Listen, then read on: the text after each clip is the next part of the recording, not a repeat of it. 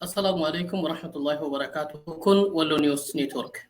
ولو نيوز نيتورك مبيكمو إما أمتاتي في إموتا كان سياسة أكسماس كان نموما كان سيناتي في أمانتي كندا أسرتي أمتا ولي مجتولان بيكم. أنا تعرفوا تقولي ميان كوني واي أمتاف هم فكات يمكن أمتا لا تجري هندرتي وجتولان كان بيكمون. har'a wanni qabannee dhiyaanne tokko gargaarsa uummata walloo gargaaruun maaliif harkarra qabate uummanni isa jedhu uummanni walloo gargaaramuu keessatti rakkoo akka sarara gahee yoo madaalle hedduu gargaarsa hin arganne gargaarsa hin arganne qofaatu hin taane gaafa gargaaramuudhaaf deemamullee rakkoo hedduu gufuu hedduun akka dura jirutu haasawama.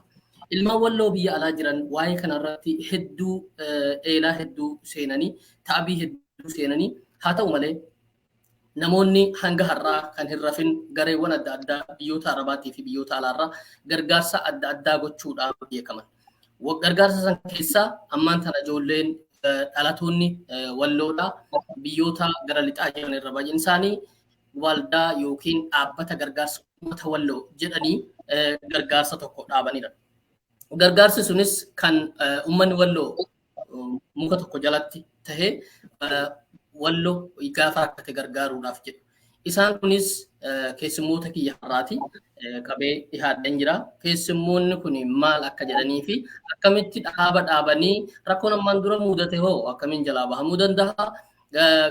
Uummaticha gargaaruuf hoo gufuulee jiran sana akkamiin irraa tarkaanfatuu danda'a isa jedhu keessummoota kiyya har'aati mee akka of beeksisaniin asumaan gara keessanitti fida. Egaa dhaabbata kana dura taa'aa irraa yoon jalqabu obbo Khalil Awustiraaliyaarraa akkasumas Ahmad Muhammad Awustiraaliyaarraa Aliyuu Ismaa'il Ameerikaarraa dhaaba kana fuuldureedhaan koree keessaa namoota sadan har'a fidadhee dhufe isaan kana sadanii mee obbo Khalilitti irraa hin jalqabaa. Obbo Khalil yaadi dhaaba kana dhaabuu akkamittis ni dhufe dhaabni kun hagam tokko akka fuulduratti uummata walloo faayida jettanii yaaddaniiti jalqabdan. Gaariidha Ahmad affeeruu keetii fi warra dhaggeeffattoota keessallee galatoomaa sin jedha. Nuti ani maqaan kiyya Khalil Sa'idan jedhama. Waaldaa gargaarsa Oromoo Walloo amma kanatti qindeessan anaa. Kanaafuu saba keenya bira dhaabbachuudhaaf waan dandeenyeen gargaaruudhaaf dhaaba kana marii irra turre yeroo dheeraadhaaf namoota tokko tokko haasofsiifne. Kanaafuu maal godhuu dandeenya akkamitti uummata keenya bira dhaabbannaa maaliif rakkoo adda addaattu uummata keenya irra gahaa ture ammallee gahaa jira. Kanaafuu falli maali maal wayyaa bifa qindaa'een uummata kanaaf dirmachuudhaaf jecha waan kana dhaabuun nu barbaachisee jechuudha. Gara obbo Aliyootiin darbaa. Obbo Aliyoo walloo gargaaruu keessatti mata dureedhaan isiniin haarawwan miti gargaarsa adda addaatiin ta'ullee hedduu ammaan dura gara miidiyaatiin illee si agarra waa'ee walloo irratti. Karaa dhaaba kanaatiin gargaarsi walloodhaa hagam takka barbaachisaadha hagam takka immoo ummaticha karaa dhaabaatti yookaan dhaaba gargaarsaa waldaa goonee achimmoo ummata walitti qabnee gargaarra jechuudhaan maaltu kan ittiin kaase hamma irraattis waa'ee gargaarsa kanaan malee deemtanii garuu rakkoo adda addaatu ummata sinirratti uumamaa ture. Akkuma maal asirratti wanni namoonni qabu civic organization dhaabota akkanaa jechuun relief association ta'us dhaaba adda addaas ta'us akka hawaasaatti wal gurmeessuun waan jiru keessaa biyya Awurooppaa fi biyya Garbii kana keessatti waan barame. Kanaafuu waggaa lamaaniin uummanni naannoo keenyaa sun rakkina baay'ee qaba. Bara darbee 2013 irraa kaasee 14 irraa kaasee ganna 8 deema lolli naannoo baay'ee garwaayyuu hin jiru. Isa jiillee fi isa dawwee san booda 2009 irraa eegalee waan jiru baay'ee jira. Kana durallee hololleen hin jiraanne uummanni keenya sarviisii baay'ee barbaada. Waa'ee barumsaa irratti waa'ee adda addaa irratti hojjechuun barbaachisaadha. Namoota gargaaruun barbaachisaadha. Waan kana godhuuf ammoo more organized dhuggaata haala qindaa'an dhuggaata immoo wanni kunillee uummata gargaarullee biyyallee gargaarullee wanni gargaaramullee uummata isaanii bu'aa waan geessuu fi kanaafuu gargaarsa amma durallee waan goonuu irratti jechuu kiyya waa baay'ee jira namootiin amma beekuun qabata kaasa namoonni dhuggaa gargaaran achiin gargaaran dhuggaa ta'u haala qindaa'an chaanaalii tokko keessa waan deemaa hin jirnee fi kanaafuu rakkina hawaasa keenyaa rakkina nama lamaa staatus nama tokko staatus akka uummataatti staatus rakkina namaa san hiikuu akka dandeenyu walitti dhufnee uummata kanaaf waan bu'aa qabu akka goonuu fi waan kanarratti wal maranneeti dhaaba kan utuu dhaabbanne jechuudha. Dhaaba kun dhaabbachuun faayidaan isaa maali?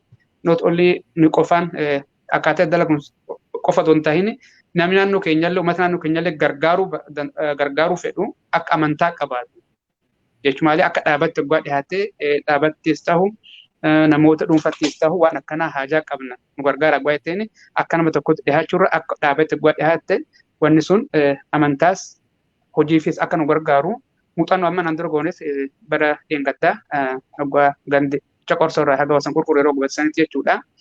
Haala saniin gargaarsa argannallee wanni jira waggaa geessinu haala fitnaan walakkaan qunnamuun jira fakkeenyaaf ganni tokko argate ganni tokko kan ganni ganni tokko kan ta'e dhugaa jiru maali waan adda adda irraa dhufu organize amma dandeessan illee as taa'ee namoota na wajjin dalagaa turan waan san qindeessu yaalii ture bakka dhabduu sin jira beektee fakkeenyaaf naannoo coqorsoo bakka tokko hin arganne diimtuu bakka tokko hin arganne gara jiillee lafa qorroo tokko qaxaa irraa baqatanii dildii qorroo jedhamuun akkana argamuun akkas waan turaa turee fi waan akkana ammoo sirreessuuf akkanatti immoo namnu waggaa bakka takka dhufee yookaan ammoo dhaaba tokko kan keenya kana qofa otoo hin taane dhaaba adda waggaa hoo kan dhaabbatu taate dhaabonni kun jechuudha wal quba qabaachanii waggaa dalagan bu'aan isaadha mul'ataa ta'a hawaasa keenyallee waan gargaaru ta'uu fi waan kanaaf dhaaba kan itti yaadnee dhaabnu jennee marii goone almost amma akkanatti dhaabbatee firee godhatee fireellee buusu eegalee jira.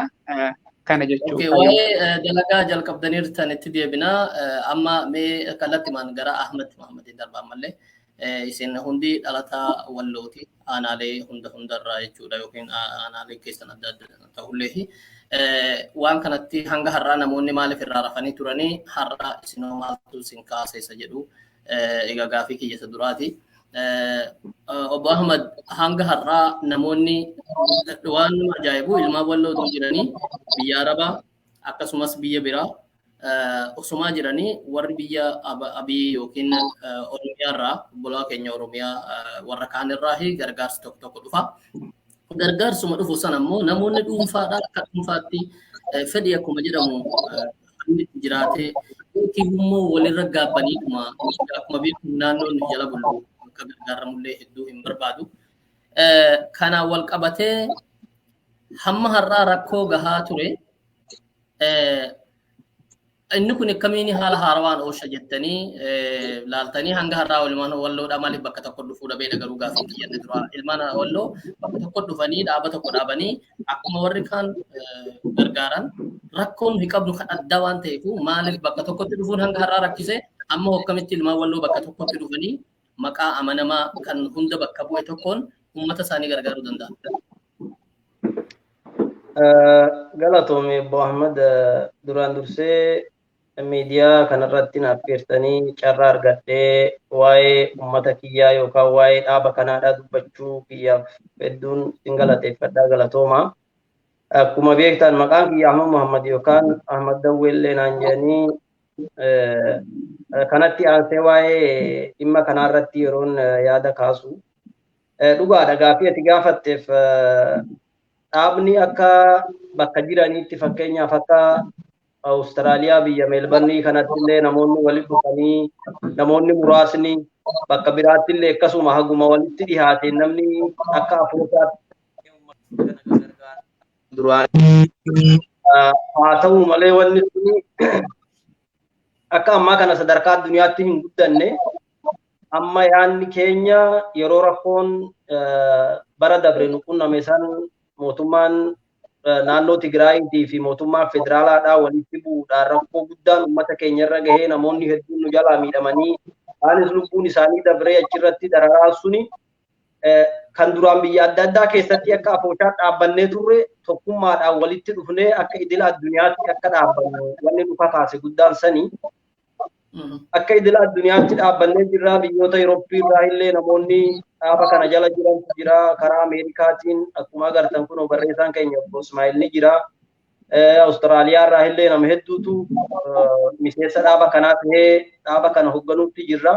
Sababni immoo dhaabni kun dhaabbateef guddaa rakkoo uummata keenyarra gahaa jiru tokkoffaa odeeffannoo jiru bakka hundarraa walitti dhufnee odeeffannoo waa'ee walloo keessatti tahaa jiru argachuudhaaf akka nu gargaaruuf wanni walitti dhufnee lammaffaa immoo namoota keenya rakkoon adda addaa irra gahuu jiru kana karaa lolaatiinis tahee karaa adda addaatiin yeroo rakkoon tokko biyya keenya keessatti gahe uummata keenya bira haala tokkummaatiin yookaan haala qindaa'aa ta'een akkamitti uummata keenya bira dhaabbachuu dandeenya waan jedhuu fi waan kanarratti xiyyeeffannee akka idila addunyaatti ijaarramnees jedha galatoomii Ahmed. Ayyee galatooma hundi keessanuu walloo jecha nama dhaabaa turre walloo jecha dhaabbattanii bakka tokkotti walitti dhufuu qabna jechuu keessaniif hedduu galatoomaa isiniin jedhuun barbaada. Amma gara dhaabichi eenyummaa dhaabichaatii fi akkamitti akka dhaabbatee hojii hoo jalqabeessa jedhuttiin seenaa obbo Kaleelittiin deebi'aa egaa dura ta'an dhaaba kanaa obbo Kaleelii akka dhagahutti dhaabi kun immoo reefu dhaabbatee ilmaan walloo hedduun har'a kanas dhuftan ilmaan walloo waamuudhaaf dhaabni kun alaamaan isaa maali akkamitti uummata kana gargaaruudhaaf dhaabbattan isa jedhu bal'inaan nu haasoftu garuu san dura ilmaan walloo hundi akka si waliin dhaabbatan akka bakka tokkotti dhaabbatan adda addaan asiin anis ni gargaaraa garee gandaa hidhee maal jedheessa jedhurraa bakka tokkotti walitti dhufee dhaabbatamuun kan danda'amu akkamiini gaafiin ka'uu danda'a asitti jarri kun maanuu mariisin warri biyya keessaa jechuu danda'a biyya keessaa dhaabbatuu qaba wanni kun achiin booda alaa dhaabbatee biyya keessa gadi dhaabbatuu qaba isa jedhuuf rakkoon maaltu jira lafarra biyyarraa ilmaan walloo bakka tokkotti fiduuf jalqaba maal nu barbaachisaa amma isin kinoo keessaa tokko gootaniirtanii dhaaba waldaa gargaarsa Oromoo walloo jedha gargaarsa tola ooltummaa waa'ee gargaarsaa qophaa irratti kan ilaallatudha. Dhaaba kana jalatti ilmaan walloo hunda fiduuf maaltu godhama waamicha sasumaan godhuu dandeessu gaafiin kan obbo Khalil. Galatoomi gaa'ee gaarii dhagaa Ahmadii fi Ismaa'ilillee tuttuqanii dhaabi kun maaliif barbaachisee maaliif dhaabbatee gara fuulduraadhaa maal godhuuf deemaa amma immoo maal godha agarraati isa jedhuuf dhugaa dubbachuudhaaf nuti tattaaffii adda addaa godhaa turre hanqinoota jiran hanqinoota agarraadhaa qabnu jechuudha maaliif namuu bifa itti fakkaateen karaa adda addaatiin gargaarsa godhaa ture jechuudha. Biyya adda addaati gargaarsi ilma deemaa garuu qindoomina hin jirre qindoomina san uummachuudhaaf jechuudha. Yoo rabbi nu gargaare gara fuulduraadhaa biyya keessattis biyya Suudii biyya Arabaa keessatti illee gadi dhaabuudhaaf deemne jechuudha. Jaarmaa kana uummata wal gaafannee warra Suudii jiranillee marii goonee bifa qindoomina qabu tokkoon waliin waan wal fakkaatu maaliif nuti jaarmaa tola ooltummaati namuu waan ummata tajaajilu tokko nuti harka guddaa ummata tajaajiluudha jechuudha. Ummata gamta tajaajiluuf warri nu fakkaatan warri ummata gargaaruudhaaf fedhii qaban yookaan ammoo waan waliin qabnu tokko jechuudha akka wallootti waan waliin wajjin hojjechuu dandeenyu tokko waliin hojjechuudhaaf wanni nu daangessu inuma hin jirre jechuudha. Kanaaf gara fuulduraadhaa yoo dandeenya biyya keessattis dhaabuudhaaf yaallaa biyya alaatti illee akkuma kana ni babal'ifnaa ammallee garuu biyya adda addaati jaarmaa kana keessa jiranii garuu warra tana dur gargaarsa adda addaa bifa adda addaatiin godhaa turan garee adda addaa ijaaranii isaanin illee wal hubachuudhaaf yoo rabbi jedhee irratti hojjanna jennee yaada qabnaa asumaan waamichallee goona fi nuti jaarmaa tola ooltummaati kanaafuu ummata keenya isaan gargaaruudhaaf bira dhaabbatuudhaaf nu yoomiyyuu qophii gama keenyanii kanaan ta'ee galatoomna. Hayyee galatooma deebii akkasii uummata wallootiif namni kana dhaabbatuu fi gaafii akkasii namni dhiyeessu argamuudhaa fi gara Aliyootiin deebi'aa. Aliyoo dhaabni kun amma akka jedhaa jirtanitti reefu dhaabbataa jira. Haa ta'u malee rakkoo diingadda wal qabateen ka'ee wal qabatee hojiilee akka jalqabdaniirtanii fi kan waan kanattis hin kakaaseefu dubbii diingaddaa jalqabamte tana akka ta'ee natti dhagahama. Diingadda yeroo jedhu waa'ee bara darbaan kana keessa haasaa darbe kanaanii amma hojiin jalqabame jira dhaabni kuni tokkoffaa hojiin jalqabdan amma maaltu jira lammaffaan ammoo akkuma darbe san hojii jalqabdan kana keessatti maqaballeessiin warri karaa kiyyaan malee ummati kun hin gargaaramu. Ana beekaaf ummata kanaaf gaafa rakkoon argames gaafa rakkoon hin jirres gaafa du'i dhufes badii kan qabu ummatuma Oromoo Wallooti jedhee warra murteessutu jira. Yoo namni gargaaruu dhufe immoo namni gargaaruu dhufe suni maallaqa ummataa hate akkas jedhee maqaballeessiinis ni jira. Maqaballeessii kophaa duun taane garuu warri maqaa Wallootiin maallaqa hates ni jira jedhamee warri haasa'amu ragaadhaanis ni jira. San hunda jalaa bahuudhaaf waldaan keessan amma hojiitti sheene kuni maal gochuu qabaa? Eeggannoo akkamiitiin gara hojiitti sheentanii iftoomini qabdan hammamii maal dalaguu jalqabdaniirtan isa jedhu immoo waan dalaguu jalqabdaniirtan tokko tokko himuu dandeessu. Okay, asirratti gaafii bareedaa kaaftee wanni beekamuu qabu biyya faranjii kanatti siistama qaban hundi dhaabni kun dhaaba tokko guddaa dhaabdu inni ijoo guddaa dhaabdu. I think biyya Ameerikaa kana keessatti yoo taate miliyoonan ta'uu dhabaa dhaabni akkanaa kun jechuudha. Namuu biyya adda addaa irraa guddaa dhaabuu fi wal gargaarsatti yookaan ammoo haala biraatiin wanni jedha. Registered seera qaba. Registered jechuun maali? Wanni sun hin galmaaha seera qabaa. Dalagaa kan kee maali? Inkaamiin kan kee maali? Bakka kamitti geessisaa waan argattu maal ittiin dalagda? Waan hundi seera qabaa jechuudha. Seera sanirraan taa'eetiin dhaabni sun guddaa dhaabbatu waan itti dhaabbatiin algu mirgaa bitaa otoo hin jenne waan argate inkaamiin taa'adha. Waan dalagarra oolche haala saniin mootummaa beeksisaa haala sanii itti fufaa jechuudha. Dhaabni keenya kun ana caala Khaliilii fi Ahmad ibsuu danda'anii biyya Awustiraaliyaatti seera biyya saniitiin galmaahee registered tahee waan itti dhaabbanneef maal akka dalaguuf deemnu inkaamiin keenya eessa akka tahe waan argannu eessa akka geessinu waan ta'eef wanni kun clearly ifatti waan taa'e jechuudha. Sumuunes shilingis irraa buusuu hin dandeessu irratti dabaluu hin dandeessu kan mootummaan beeku malee. Kanaaf maali haala kana haalli dhaabbate jechuudha. Haala seera qabeessan dhaabbate. Isa biraatiin maqaballeessii maal waan jiru tokko jira. Namni asirratti waan beekuu qabu yoo waa dalagduu kan ta'u taate waa hin jaamne. Kun beekamaadha. Balleessuu dhabis waa dalagdaati maqaan sii bara. Kanaaf ammoo namni tokko of dubbachuu hin qabu. Tokkoffaa maal dhaabni kun register waan tahe waan qabnu waan baafnu mootummaa Awustiraaliyaa beeksisaatti baafnaa jechuudha. Lammaffaa seera qabnaa seera keenyatti isaanuu akka seera inni ijoo biyya Awustiraaliyaa keessatti register tahee dokumentii isaan nuu kennan qaban. Dokumentii saniin sassoonaa jechuun mirgaa bitaa jechuun hin jiru. Waan uummatarraa argannu waan sassaabbanne fakkeenyaaf asitti akka uummanni beeku hundi dheengadda gara asitti Ameerikaa kan keessatti qophii Osfaanaatti ture achirraa gara doolaara 13,000 tokko uummatarraa sassaabuuf argadhe. Waan sana akkamitti baafnaa akka komiteetti akka miseessatti kun amman argadhee jira jee beeksisee jira waan baafnuuf ammoo ammana baafna. Transparent waan jechuun namni yeroo baay'ee akka beektaa dalagaa irratti namni waa tokko hojjechuu dhabuutu hin ta'in waan dalagu san wal beeksisuu dhabuu irratti namni wal dhaba.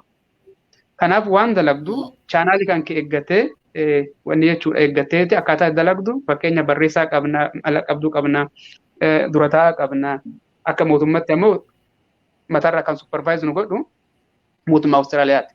Kanaaf waan mana baafnee jirna waan akkana arganu kun waan akkana kun jirna dokumentii goone rasiita waa hunda wal kaayyanneeti lafa keenyaa jechuudha dokumentii haala ta'e. Kanaaf waan kanarra dalagaan haala kanaan deema.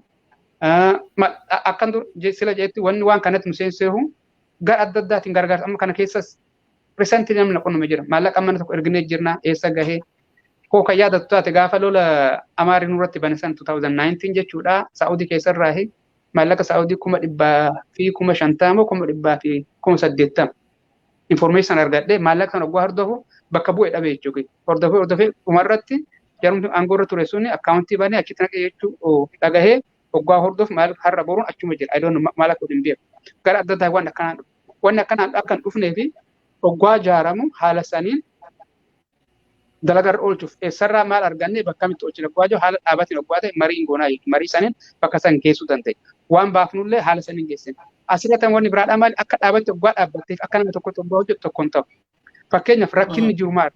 Naannoo keenyas rakkinni jiru maali? Rakkina baay'ee qabna. Rakkina barumsaa qabna, ijoolleen daftara hin qabdu, rakkina bishaan dhugaatii qabna, bosonni naannoo keenya mancaa'ee jira, haala adda addaa namoonni miskiin jiran, yatiimni hin jira, kan abbaa hin qabne, manduggoon hin jirti. Nama tokkos nama lamaas oggaa ta'e haala kam itti gargaarna kamtu abisa jenneet haala isa itti gargaaruu dandeenya jechuudha. Ani odeeffannoon qabu Khalil qabaachuu dhabuu hin danda'u. Waan Khalil qabu Ahmad dhabaachuu qabu. Haala kalaa kan haala ijaaratti oggaa dhufne haala saniin itti fufnaa itti dalagnaa jechuudha. Amma naan dur fakkeenyaaf yeroo tokko namatu biyya kanaa maallaqa tokko natti kenneeti geessi naan jedhe. Listi fide oggaa naan jedhani gara nama 50 moo maalitti fide? Oggaatti fidu irrifatan kanan dandeenyu jedhan. Maalin godhe nama 50 san oggaan fidu san gaafa duraadha naannoo sanirraahi miskiin irraa olii gadi qaba beektaa. Kamtu miskiina jaati naa baasaa fidaa jedheen. Naa baasan ammaas hin ta'u jedhan nama 25 akkan immoo 20 natti fite jechuudha. Itti geesse no ammallee hin dandeenyu hodho waan fete godhinaan jedhan. Amma yeroo sani naannoon sun naannoo warra waayuu ture wanni godhumaa yeroo sanitti nama naannoo sanidha baay'ee hin beeku jechi naannoo sanis jechi beekullee ijoollee muraasan beekaa wanni godhi maali barbaadee odeeffadhee ijoollee aboo naannoo akkana gargaaruuf fedhan mala akkana qaba amma naan gargaaruuf fedhan humnaan qabu wajjin waan kan dhaxxanii miskiinni irra aanaa fi irra gadi isa kamii addaan naa baasanaa fidaa jedhee akkasina gargaaran. Osoo amma akka dhaabaa kana dhaabbannee hoo aanaa hundarra namni waan dhufee namu aanaa isaadhaa miskiina isaadhaa maal isaadhaa lafa isaadhaa sirriitti waan beekuufi akkasi dhufee wanni kun akkamitti haa goonu kamtu dura namni haala san jechuu akka gargaarnu nu gargaara wanni guddaan akka dhaaba ijaaramuu keenya waan san akka gargaarnu haala eenyu gargaaramuu qabaa eenyutu ibsa jiru akka ol kaayyannu waan qabnullee humna qabnullee seeraan odoo ekstravaageetiin goonu odoo naaf akkaniin akkamitti irra oolchina waan san nu gargaara jechuudha. Kanaaf akka dhaabbachuun kana faayidaa inshallah waan amma dalagdanii jechuudha waan kan eegamarii eegalna I think baatii 7 lola dhengadda gaafa Tigree dhufsan durmoo eegasan eegalneen seehe I think baatii 6 tana Khalifa nasirreessanii waan kan marii eegoone waa baay'ee dalagnee jirra. Amma maallaqa macaacha maal jennuun wal mari'annee gwaaman isaa qaba boob eenyuun rakkataa keenyu ke baay'eedha kamtu irraa bisa kamtu maal jedha akkam goonu marii goonaa jechuudha. Wani baay'eetti gammadame torban keessatti nama lubbuu namaa tokko hambisuu waan salphaa miti. Nama rakkatee lubbuu isaa qaqqabu waan salphaa miti. Sadarkaa nama lubbuu of oolchuu yookaan ammoo namni sun akka hospitaala gaarii argatee akka of wallaannatu waan sanillee sadarkaa sanillee geenye jira. Wanni maal akka dhaabatti oggaa walitti dhufte nama tokko amma namni oggaa hin tuffata fakkeenya hoo namni miseensa kanatti amma akka dhaabatti oggaa kana wal jaaru namni hin baay'ata nama 100 nama 200 nama 100 godhatte birrii takka tokko walitti baasu doolaara takka tokko walitti baase oggaa walitti dhufu wanni suni baay'ee tahaa jechuudha. Baay'een sun ammoo akkaataa waan san bakka baay'ee akka darsu nama tokko irra fakkeenya waan ta'e doolaara 100 takka baafuun baase 2 3 4 baasuu hin danda'u ta'a. Laakiin ammoo namoota adda addaadhaa nama 100 hon qabaadhe nama 100 sun ammoo doolaara 5 hoo baase yookaan 10 hoo baase doolaara 1,000 argata. Waan san gargaaruuf illee gargaara. Asirratti waa tokko yaadda beektaa yeroo tokko nama wajjin otuma kanatti waan akka barumsa irratti doo haasofnu intaloota akka jette biyya Ameerikaa kanatti beektaa saantiimiin takkaa'u gatii qabdi. Saantiim tokko qabdi saantiim 5 jira biyya kanatti saantiim 10 jira sumuuniin hin jira shilingiis hin jira doolaara tokko illee hin jira jechuudha. Amma oggaa waa bittu saantiima takka san hin deeffattaa hin kafaltaas. Amma oggaa namni maallaqa godhan beektaa isaan wanni meeshaa keessa kaayyatan. Namni baay'ee harcaatu. Intalli takka maal jette yeroo tokko walitti qabee jette fe'eetumaan supermarkeetii istoora guddaa keessa supermarkeetii biyya kanatti baankiin oggaa waan akkasii qabattee deemtu maashina jira. Saantiimuun addaan baaseeti birrii ammana qabate jeeti maallaqa waraqaatiin sii kennaa jechuudha. Waan san baanee baachifnee deemneeti nama istoora supermarkeetii san keessa guutuu waamnee jette. Waan san oggaa maashinatti naqnu gara 1,000 meeqamoo doolaara 1,000 doolaara 900 meeqa dhufe I think mana kaffaltii ji'a tokkoon waan san kabarnaa godhe wanni kan fakkii kan waan fideef maali namni waggaa walitti dhufee doolaara takka doolaara lamaa doolaara sadii waggaa walitti baasee wanni kun hawaasa keenya gargaaruu danda'a. Jiruu nama tokko wanni jechuun waan salphaadhaan. Atiin kaliillee amma nan durallee NGO keessa biyyattillee dalagaa jira. Ammallee Awustiraaliyaa keessa atiin jirraa wajjin dalagaa jira. Anis NGO amma nan dur keessa dalagaa qaba. Ammallee jirraa wajjin ka'umsaas kan nuti san amma jirrallee jechuudha. Maali? Namni baatitti doolaara takka baasa. I think memberiin jirraadhaa hookalli na gargaara haa ta'u 2,200 moo 2,220. Amma matanaan doolaara takka takka guyyaatti namni baasu kuni biyya keessatti waan dalagan argaa jira. Nama tokkos nama lamaas itti gargaarne jiruu isaadhaa jiru. Rakkina fayyaa qabate rakkina fayyaa san irraa furu. Hoo beela qabate guyyaa takkas guyyaa lamaas beela baasaa jira jechuudha. Kanaafuu nuhis amma akkatti walitti dhufne inni biyya adda addaa jiru sinni asiis jiru inni Saawudiyyaa sinni biyya Awurooppaa jiru inni Awustiraaliyaas jiru akka waggaa walitti dhufan xiqqaatu guddatu waggaa walitti buufne wanni sun waggaa bakka tokkotti dhufe hawaasa keenya waan gargaaruu danda'u jiruu nama takkas nama lamaatti jiru waan salphaa hin taaneef waan kana irratti nu gargaara kaayyoon keenyas kana jirjiirtanii hojii eegaltee hojii eegalnee jira hojii I'm sure I'm proud of my team jechuu kiyya ummata keenyas ummata naannoo birallee kan biyya adda addaa jiru especially biyya Ameerikaa kan jiru gargaarsa baay'ee nu godhani kanaaf waan sana immoo lafarratti ummata miidhaman ummata gargaarsa barbaachisu gargaarne jirra inshallah immoo waggaa humna godhanu sirra caala waan kana bal'ifnee firii adda addaadhaa biyya Arabaas ta'u biyya adda addaa keessas biraanchii banannee hoo biyyattiinis amaan kan taatu taate rejistireeshinii biyya Awustiraaliyaa jiru biraanchii firii biyya biraatti banachuu hin dandeenya Itoophiyaa keessallee Awurooppaa keessallee Saa'udii keessallee akkasitti banannee gara fuulduraatti fudhii dalagnaa jechuudha inshallah. Okay, gaafii biyya irratti maaltu dalagamaa uummata biyya irratti akkamitti ijaarame dhaabbi kun jedhuu fi maal dalagan jedhu obbo Kaliilitti deebi'a. Dura garuu gara Ahmad deemu gargaarsi kun eenyu laallata ammaan tana warri gargaaramee fi warri ittiin gargaaramaa jiru gargaarsa maal laallatudha kan uummata fakkeenyaaf hongee jira amma karaa Oromiyaa karaa kaanii uummati walloo rakkina akkasii qabu immoo rakkina biraa kan waliin beeku kan lolaa wal qabatu maal adda addaa jira hospitaala dhabuu rakkoon hedduutu jira garuu har'a hospitaala ijaaruun dura namoota lafa kufan kaasuu waan addaa ni jira. Gargaarsi kallattii uummati walloo hatattamaan barbaadu kan irratti hirmaatamuu qabu uummati irratti hirmaatuu qabu gargaarsa maaliiti isa jedhu gara Ahmad.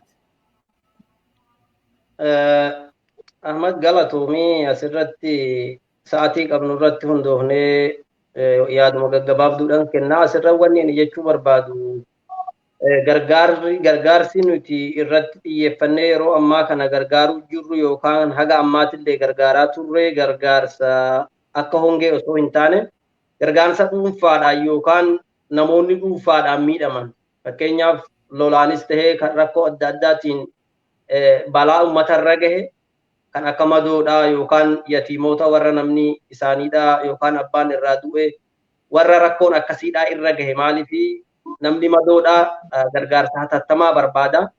Hongeen immoo uummata hundatti waan bu'uuf uummata hunda bakka tokko gargaaruu barbaachisaa nuti haga ammaa kan gargaaraatii turre nama hongeen itti bu'e takkaan rakkoon uumamaa itti bu'e osoo hin taane namoota lolarratti madaa'anii fi ijoollee isaaniidhaa kan yatiima ta'anii abbaan isaaniidhaa irraa du'ee rakkataa jiranii jechuudha.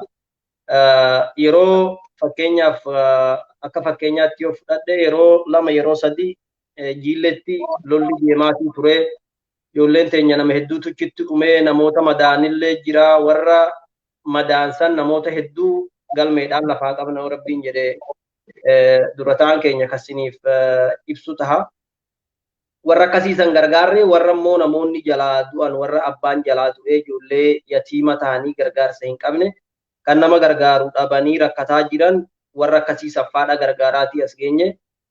Inshallah immoo gara fuula duraatti rakkoo gurguddaan akka rakkoo hongeedha yookaan karaa adda addaatiin uummata keenya qabeenya isaaniidha waan isas tahee waan miidhaan tokko kan gara fuula duraadhaa irra gahu nullee yoo rabbiin jedhe jabaannee waan akkasii tan bira dhaabbachuu dandeenya garuu haga ammaatti wanni nuyi gochaatii turre waan akka madootii fi warra yatiimaa gargaaruudhaan ala waan hedduu waan dalagne hin qabnu siniin jedhamee obbo Kaliiliif hin dabarsaa waan jiru haga tokko san irratti ibsan ofaa kennanii yoo yeroo qabaadhee masaa lammaffaadhaan irratti deebi'a galatooma. Ayyee galatoome Ahmad gara obbo Kaliiliin darba. Obbo Kaliil gargaarsi uummati walloodhaa barbaadu maali gargaarsa uummata walloo sanarratti hoo hamma har'aa maal jalqabdaniirtan dhaabni tokko dhaabbatu dura waa dalagee isin ammoo nama ammaan dura inni ijoo adda addaa keessa dalaguu fi uummata wallootiif gargaarsa adda addaa godheeru tahuu ragaan amma asumaa'uu karaa lihootiin nuus gizima waan beeknudha. Fakkeenyaaf dhaaba jirraafaa warra Oromiyaa keessatti dhaabbatanii uummata kan akka gargaaran achi keessa dalaguu ture achiinis uummata wallootiif waan tokko tokko dhaabbateedha. Egaa jiruu keessan nama gargaaraatii jiraatuun ni beekama. Namoonni biyya alaa jiran Itoophiyaan biyyi keenya akkuma gaafa mana gahe jiruu namni gargaaramu dhabamu. Haa ta'u malee amma gargaarsi gaafiin kiyya amma gargaarsa kanarratti maal jalqabdaniirtanii hojii akkam jalqabdaniirtanii xiyyeeffannoon gargaarsichi laallatu hoo nagahi gaafa jirrees tahee gaafa jirus xiyyeeffannoo akkamiiti isa jedhuu fi amma immoo maal dalaguu jalqabdaniirtanii uummata walloo hundaan kottaa harka qaba. Dhaabbata kana dhaaba gargaarsa akkuma maqaa isaa agartan kana gargaarsa waldaa gargaarsa Oromoo walloo kan jedhu kana akkamitti maddii dhaabbannee hundi waamameera. Akkamitti uummanni bakka tokkotti dhufee akka waan kana gargaaru haalli gargaarsichaa hoo maali isa jedhuuf isin akkamitti gargaaruudhaaf walloo gargaarsa maaliitti dura barbaada isa jedhuu fi ummatichi immoo akkamitti keessaa alaan bakka tokkotti dhaabbatuu danda'a. Hojii amma jalqabdan jiru wajjin ummataaf wanni himtan hojii amma lafarratti jalqabameeru haala kamiin akka jedhuuf nu ibsatan. Gaarii galatoomii gaaffii keetii fi isaan silaa ibsanii jiran haga tokko irruma tuttuqumaa fi nuti haga ammaadhaa maal hojjenne yookaan ammoo maal gargaartanii isa jiruuf akka wallootti kan dhaabbanne kanaafuu dhugaa dubbachuudhaaf baateerraa qabnee karaa dawwee kanaas dawwee haraas jiillee kanaas jiillee marraa yoo xiqqaate marraa lama itti deebinee gargaarree jirra.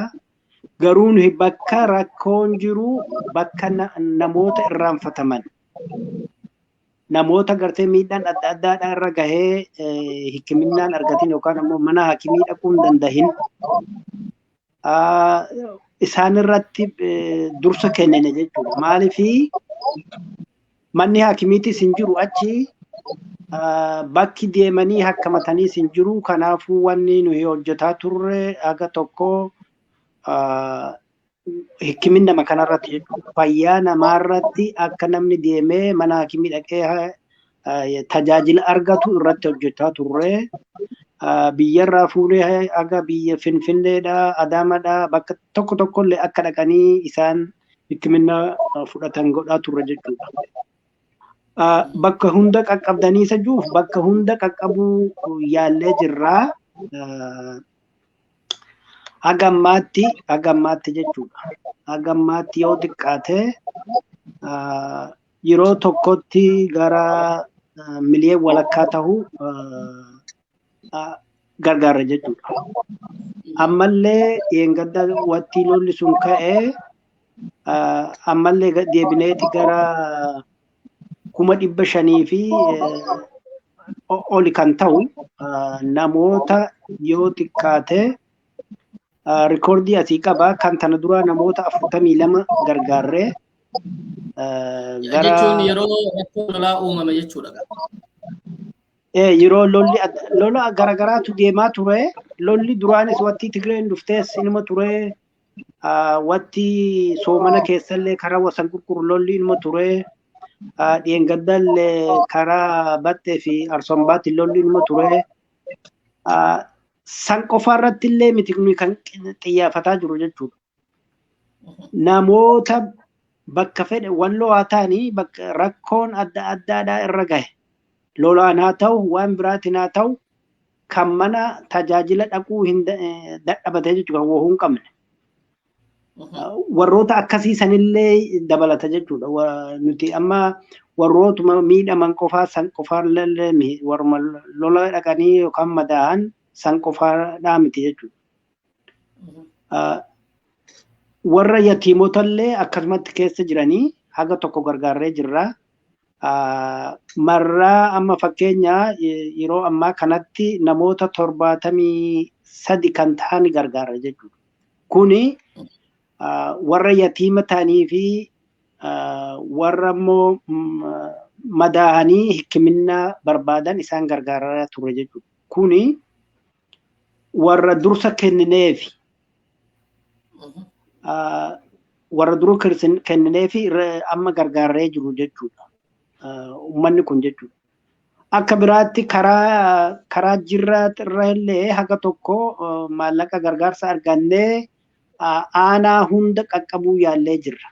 Aanaa shanannan namoota yatiima ta'an irratti hojjannee kan wahuun qaban hin qabne jechuudha. Kan maasaa hin qabne nama hojjetuuf hin qabne uummata sanillee haga tokko karaa baatee kanaas karaa maddii dawwee kanaas karaa artummaa fursee kanaas irratti hojjannee gargaaruudhaaf yaallee jirra jechuudha. Kun egaatii muuxannoo qabnuun yookaan ammoo namootni bakka adda addaa miseensa ta'anii dhaaba kana keessa jiraachuudhaan qaqqabne malee duraan horii fakkeenyaa jirraarraa fuunee bakka itti kennuun wallaallee turre jechuudha. Harkumatti qabannee teenyee waan kana akkanatti hojiirra oolchuu dandeenya. Akkamitti wanni hojiirra oolchineef namoonni bakka hundaa miseensa kana keessa yookaan ammoo waldaa gargaarsa Oromoo Walloo kana keessa jiraatu isaaniitirraan kan ka'e uummata kanallee haga tokko tajaajiluu dandeenye jechuudha. Kun egaa adumaa akkanatti jiru gara fuulduraadhaan immoo gaatii moorii kana caalaa miseensa baay'ifnee namootatti illee of beeksifnee waliin biyya keessatti illee yoo dandeenye gara fuulduraa jaarmaa kana gadi dhaabnee tajaajila barbaachisaa ta'e kan mootummaan illee isaan hin gargaarre fakkeenyaaf waa tokko tokko hir'ina hedduutu jira.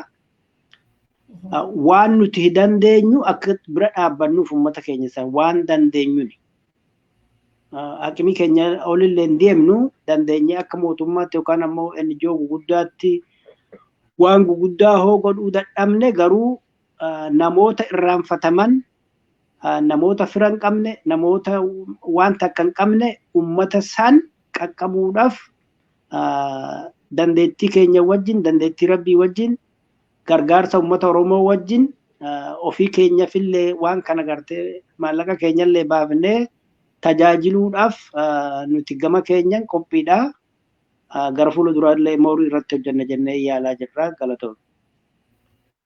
Hayyee galatooma ammallee akkan beekutti yookiin akkan hedduu sin hordofetti bara kana keessa gargaarsi goostan irra baay'ina namoota amma sababa lolaatiin madaa gurguddoo madaanii madaa birrii Itoophiyaadhaa 100,000 nama kaffalchiiftu madaanii kan lubbuudhaa madaa rasaasaa jechuun xiqqoon qabdu namoota kana hedduu gara Finfinnee gara karaa Adaamaa kana bakka adda addaatti haga danda'ameen akka gargaartaniin dhagahe.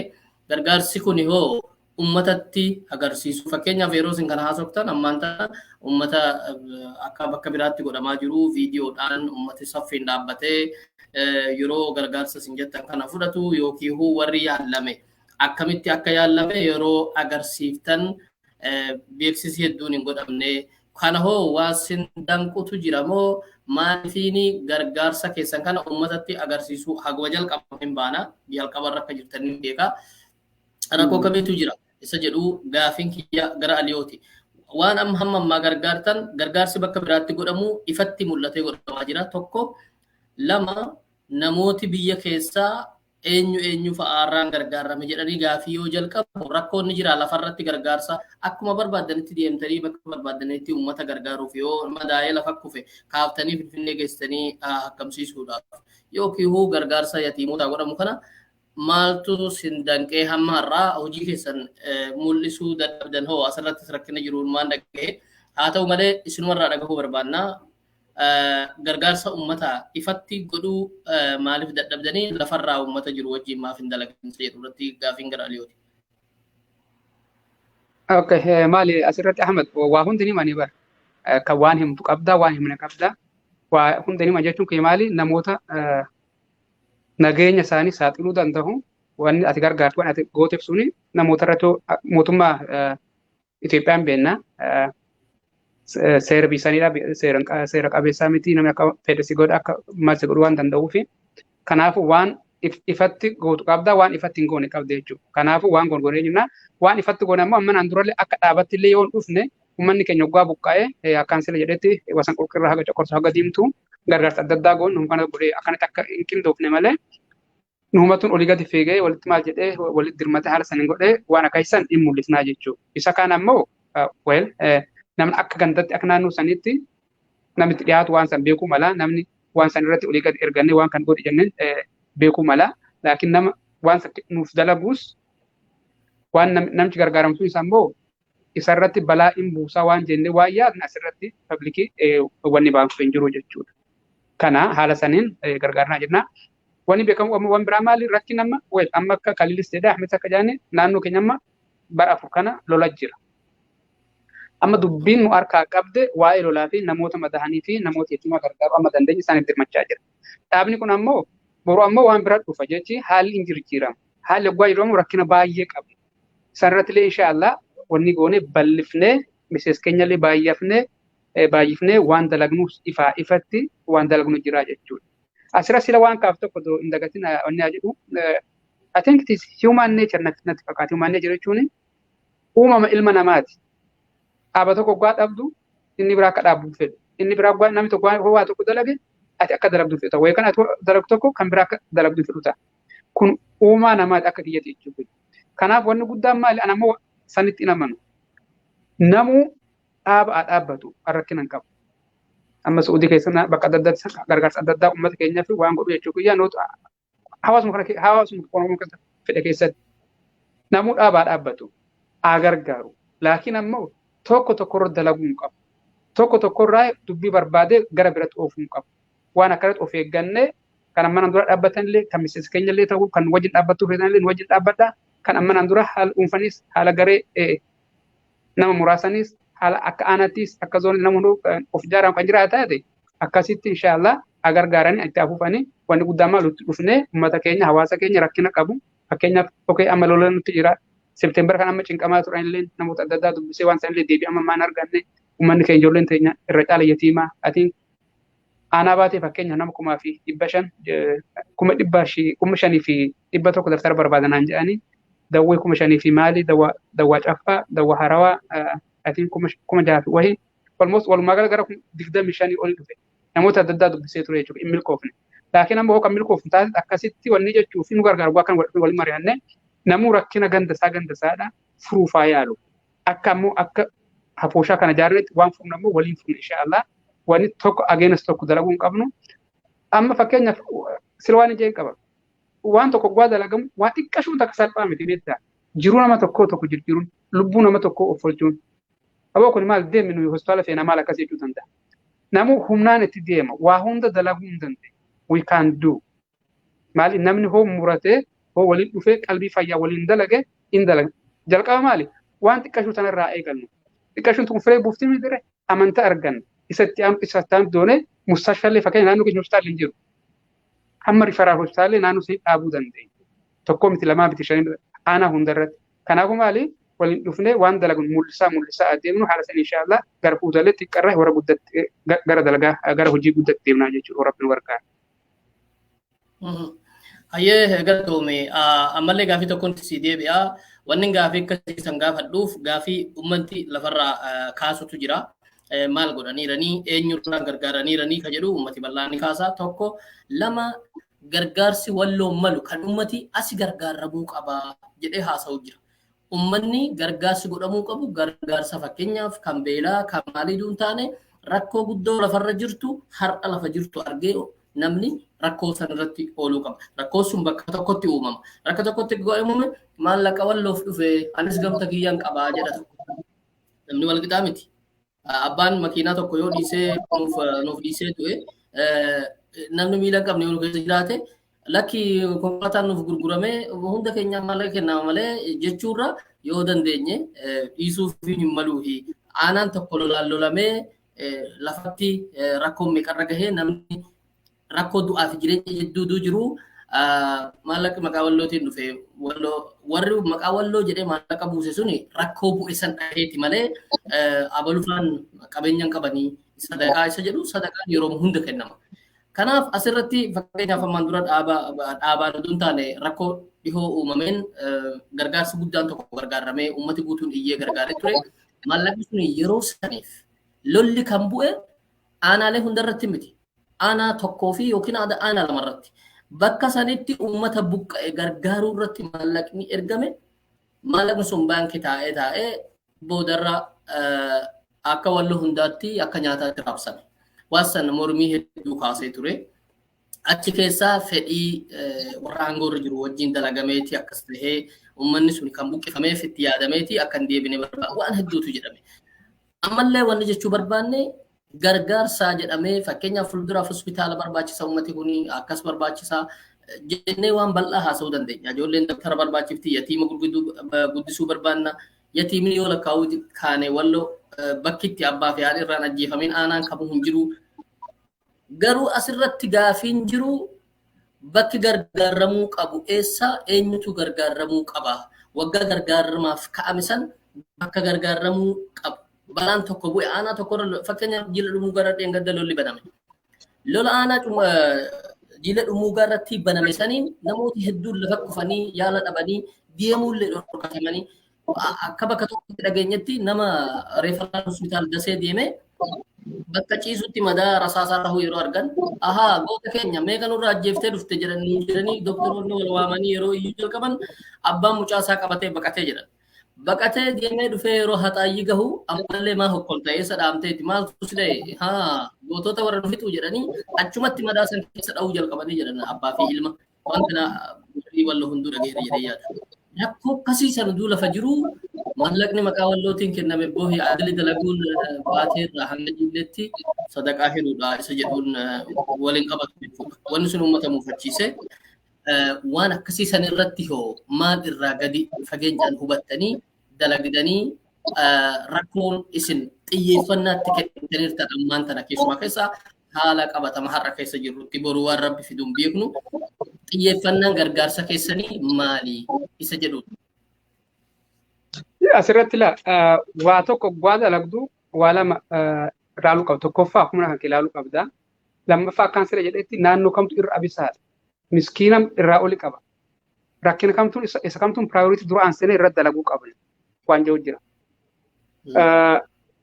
Akkana dalagaa ture jechuu keenya jechaan fakkeenyaaf gurbaan kaarsanis dhagahee jira odeeffannee boodarratti arganne isaafis waan malu wal mari'annee goonee jirna namoota akkasii jechuudha. Fakkeenyaaf amma maali wanni guddaan tokkoffaa waan san humna kan kee ilaallachuu qabda. Lammaffaa kamtu abisa.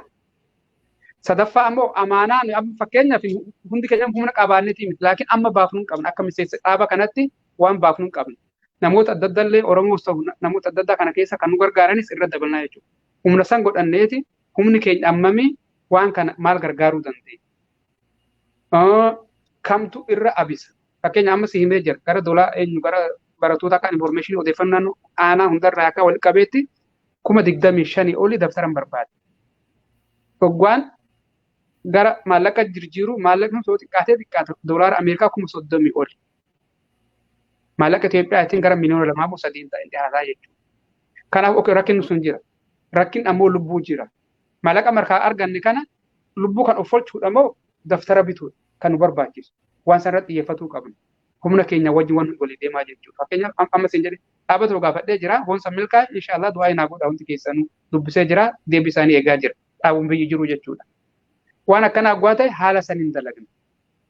Wanni guddaan ammoo maali rakkina addaan baafne booda amaanaa namaa eeggachuu qabu.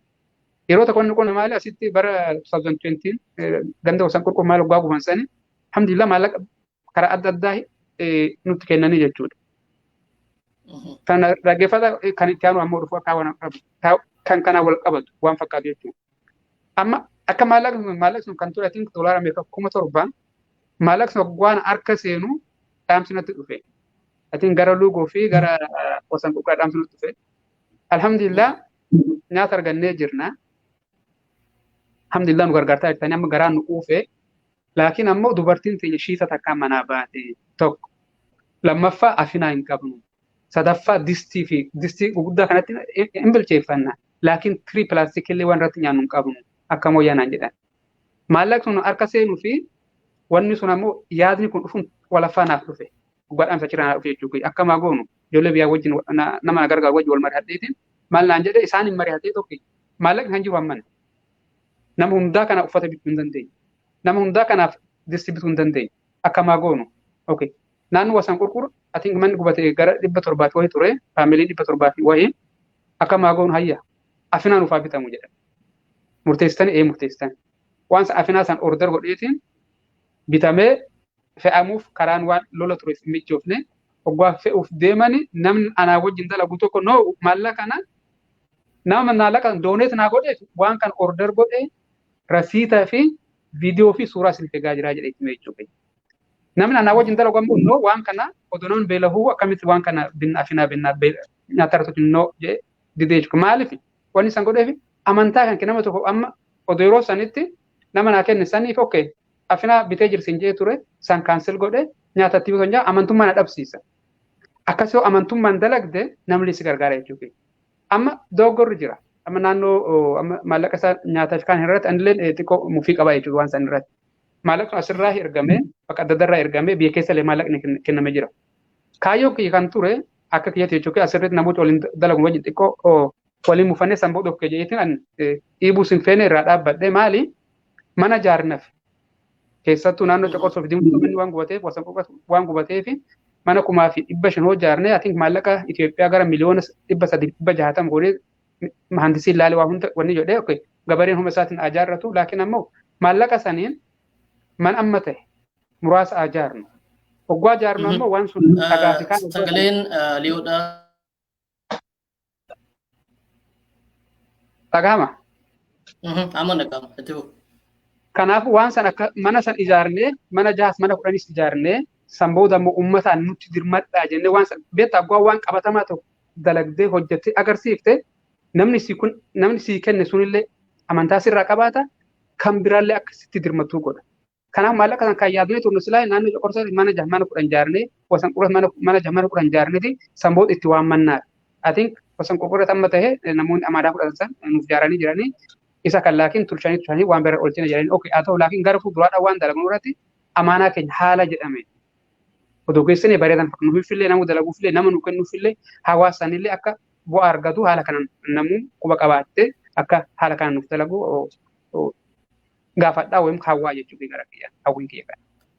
Okay galatoome gara Ahmadiin darbaa Ahmad akkuma jedhamee wal amantaatu hedduu dhabame walirratti nama gargaaruu fi wal amantaa dhabame kanarratti wal amantaa yeroo jedhu namoonni dhaabaan maal akka gargaaran ifa hin ta'in fakkeenyaaf aliyoo waan nu ibse hedduu qaba amma wanni kun seera qabeessa mootummaan Austraaliyaadhaa akkaataa nuti NGO kana banannee tola ooltummaa uummata keenyatti gargaarra jennee banannee maallaqni bakka kanatti bu'ee akka deemu ni beekaa jedha dhugaadhaa maallaqni bakka itti qabametti achitti walitti qabamee achumatti waan biraan rakkana olle mootummaan suni ni beekaa yookiin wanni suni waan biyya sanuu miidhuu kan taane wanni kun addunyaa guutuu namu ni beekaa achitti ni to'atama gaafa biyyatti gadi bu'e akkamitti to'atamee eenyurraan akkamitti isa jedhu asirratti wal amantiin hangam jiraate wanni achi ergame akkuma jedhametti bakka jedhame gahee qabatamaan gahee waan sun hojjetamuu danda'a asirratti immoo qaawwoo jiraate warra biraatiifis dhaamsa ta'a wanni kun akkamitti uummata gargaaruu irratti wanni tokko gaa balaan tokko bu'e maallaqi malaa sanii walitti qabame kallattimaan uummata san akka laallatu wanni sun bakka tokko hanga ta'etti waan san kallattiin dabarsuu keessatti akkamitti dhaabbi keessanis akkamitti wal amansiisee asi kophaa gargaarra jedhee gargaaruu danda'a innis ammoo waan akkasii gochuudhaaf warrumti biraatu maal gochuu qaba rakkoo uumame cufanii rakkoo biraa uumamuun dura rakkoo san dhiisanii maallaqni biraan bu'eef dagatee gara biraa akka hin deemnetti seerri godhamuu qabu maal isa jedhu gaafin kiyya. Galatoome Ahmad asirratti wanni beekuu qabdan walloo jechuun nama rakkata waan beekuu qabnu namuu walloo gaa jedhame wanni maqaa wallootiin buufame yookaan walitti qabame tokko kan gargaaruu qabu nama walloo hunda osoo hin taane nama walloo tahee rakkoon irra gahe tokko jechuudha. Fakkeenyaaf amma osoo dhaabni keenya kun hin dhaabbatin rakkoon adda addaadhaa yeroo Tigiree san irraa jalqabee nama keenya irratti karaa hedduudhaan gahe gama dawweetiinis yoo fudhanne karaa caffaa kanaanis warri rakkoon hedduun irra gaheen jira namoonni gabbaafamanii mana hidhaarraa rashanaman warra saniin gargaarre nuti maaliif hoo jette dhaabni keenya erga sanii as dhaabbate wanni nuyi gargaaruu jirru heddumminaan bakka rakkoon tokko itti gahee rakkoon sunis erga dhaabni keenya kun dhaabbate as waan uumame tokko jechuudha kan gargaaru. Kanaafuu walloggaa jedhamu ummata walloo jiraatu hunda osoo hin taane walloo nuyi kan jennee gargaaru walloo keessa ta'ee nama rakkoon tokko irra gahe jechuudha. Malee dirqamaa miti fakkeenyaaf naannoo dawweetti yookaan caffaatti yoo rakkoon tokko ta'e bakki gargaaramuu qabu caffaadha malee baatii miti jechuudha. Yoo baatiitti rakkoon tokko gahe baatii gargaaruu qabna malee hartummaa takka ammoo jiille gargaaruu qabnu.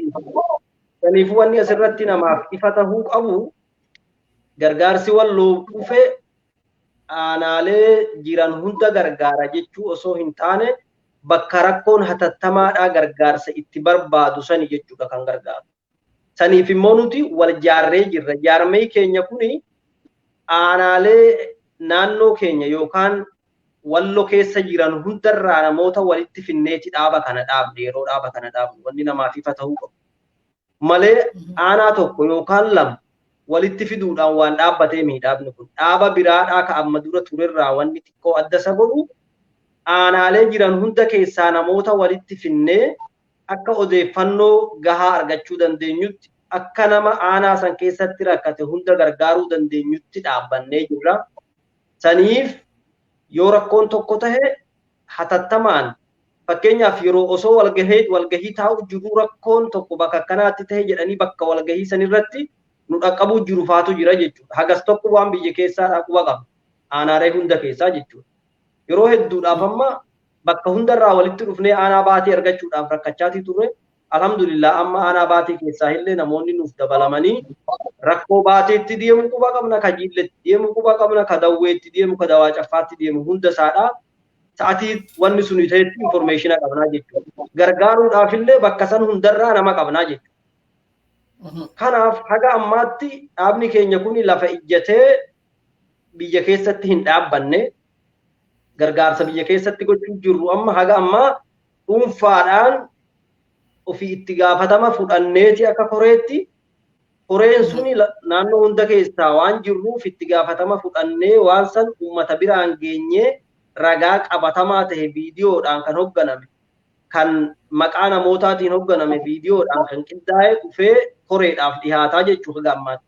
Koreen viidiyoo san gargaarsa godhame san irratti walii galtee walgahii teessee murtii kennitee bakka dogongora keenyarraa barachaati bakka ammoo tolfame bifa saniin wal galateeffachaatiidha kan tarkaanfatu jirru jechuudha. Gara fuula duraa yoo rabbiin jedhee biyya keessattis mootummaan biyyattiidha akka dhaabni keenya kun biyya keessatti dhaabbatu nu gargaare bakka hundatti nama ofii keenyaa godhannee namni keenya dhaqee rakkataa keenya akka nu gargaaru gara fuula duraa kan mala dhaannu jechuudha. Haga ammaatti immoo dhuunfaadhaan namoonni koree ta'anii as keessa jiran ofii itti gaafatama fudhatanii nama isaaniidhaa haala dhoksaa ta'een harka lafa jalaatiin nama gargaaraa dhufe jechuudha. Garuu wanni nuyi gochaa jirru waan silaa harka lafa jalaatiin nama gargaaranii waan silaa ifa baatee mootummaan naannoo saniitillee si deeggaree gochuu qabdu tokko.